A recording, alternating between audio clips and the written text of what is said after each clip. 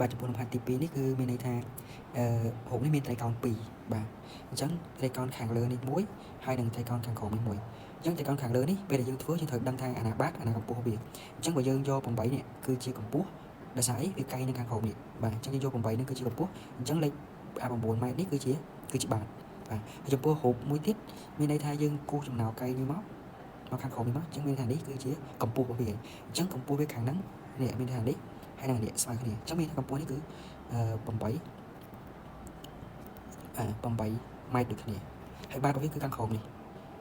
កែងនៅខាងក្រោមនេះចាខាងក្រោមនេះគឺជាបាតជាង12ម៉ែត្របាទអញ្ចឹងយើងដាក់មកទី2លំហាត់ទី2ហើយកយើងរក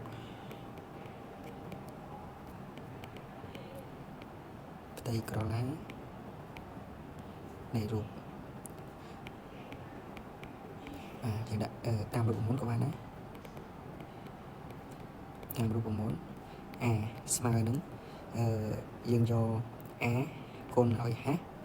ចែកនឹង2បូកជាមួយដល់ហូបមួយទៀតគឺយើងយក b វិញមកបាទវាគឺខុសគ្នាអញ្ចឹង b គុណនឹងhកម្ពស់ដូចគ្នា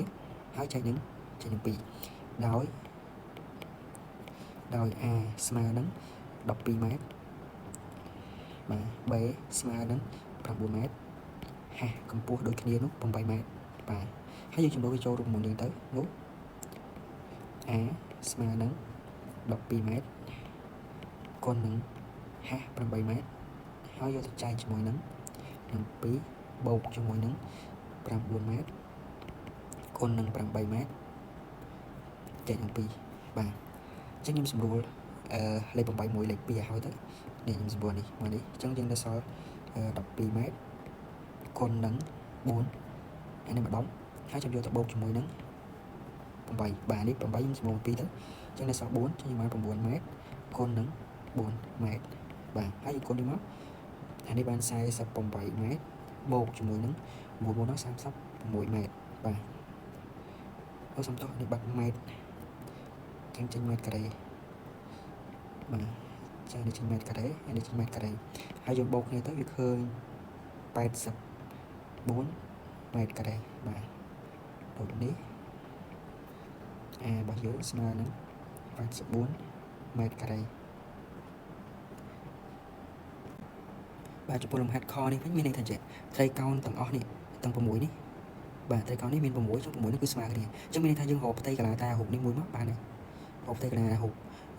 ត្រីកោណនេះមួយមកហើយយើងគុណនឹង6ទៅចេញជាចម្លើយហើយអញ្ចឹងនៅក្នុងត្រីកោណនេះវាមានកម្ពស់ហើយស្រាប់ហើយ10ម៉ែត្របាទរបស់យើងនេះគឺ11.6ម៉ែត្រអញ្ចឹងយើងដាក់តាមរូបមន្តមកa ស្មើនឹង a គុណដោយhចែកឲ្យ2ដោយ a ស្មើនឹងបាត11.6ម៉ែត្រh ស្មើនឹង10ម៉ែត្របាទនោះ a ស្មើនឹង11.6ម៉ែត្រគុណនឹង10ម៉ែត្រហើយយកទៅចែកជាមួយនឹង2អញ្ចឹងវាស្មើនឹងសម្រួល10សម្រួល2នៅសល់5ចឹងខ្ញុំបាន11.6ម៉ែត្រគុណនឹង5ម៉ែត្របាទអញ្ចឹងចម្លើយរបស់វាគឺឃើញ3 4 8ម៉ែត្រការ៉េ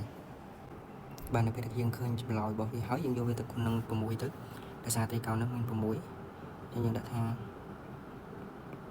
ឲ្យត្រីកោណ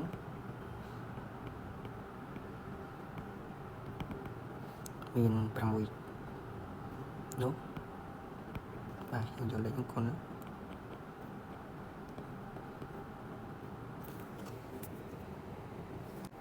បាទអញ្ចឹងចម្លើយរបស់វាគឺឃើញ